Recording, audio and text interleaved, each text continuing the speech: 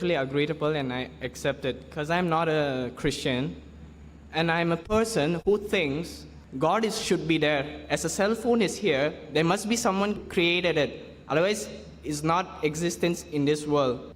Similarly, I believe in God, but I don't have a religion. And as Dr. Sagi said, any other religion or worshipping other than Muslim is a sin. But how will you convince this little man over here that this only religion is only Islam and nothing else? But maybe the people, other religion thinks, or maybe you people are doing the sin. Because you are telling we are sinning. And you know, these things keeps on happening between religion and religion. The brother asked a very good question. He gave a Christian name, if I heard it correctly, but said he's not a Christian. He says he believes in God. If there's a cell phone, it has a creator, so that way he believes in God. Very good, alhamdulillah, congratulations. But he says that, how can you prove to me that I should only follow Islam? That's a very good question. Brother, Islam is an Arabic word, you may not know the meaning. So forget Arabic, leave it aside.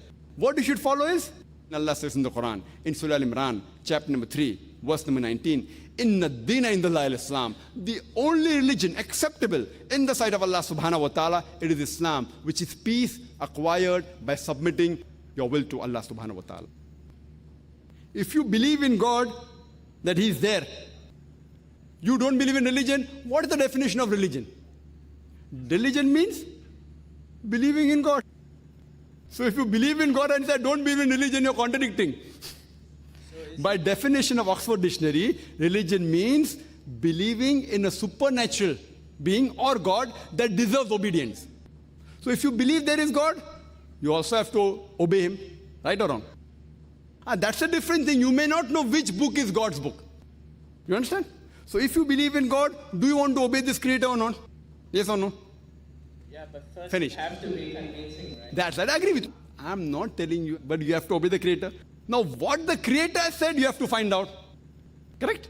So now the brother agrees that there's a creator, he believes in God, and he agrees that he should obey that creator. The same thing God is telling. The only way of life acceptable is submitting your will to God. That's it. Now, what is submitting? That's a different question. Correct? Forget the word Muslim. Forget the word Islam. Muslim means one who submits his will to Almighty God. If you submit your will to God, in Arabic you call Muslim. Just by telling your name is Zakir or Abdullah or Sultan, you don't become Muslim. If I say my name is Zakir, I don't become a Muslim. If someone says name is Muhammad, doesn't become a Muslim. Muslim by definition means a person who acquires peace, one who submits his will to Almighty God. Now you want to know that how will you say that this is the right will of God, correct? For that, you have to refer to my video cassette, Is the Quran God's Word?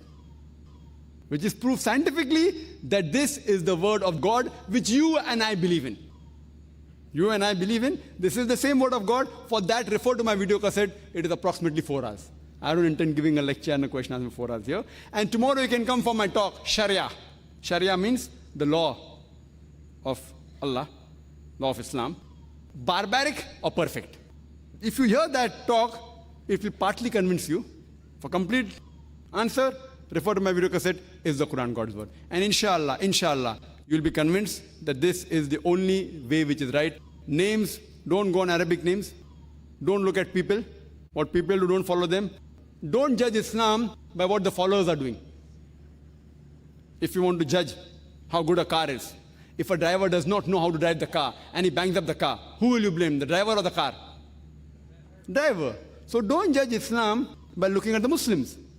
Judge Islam by the authentic source of the Quran.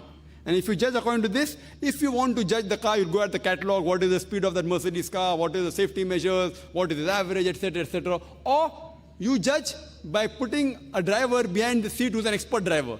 So if you want to observe a human being, to know Islam is, the best example is the last and final messenger, Prophet Muhammad sallallahu alaihi wasallam.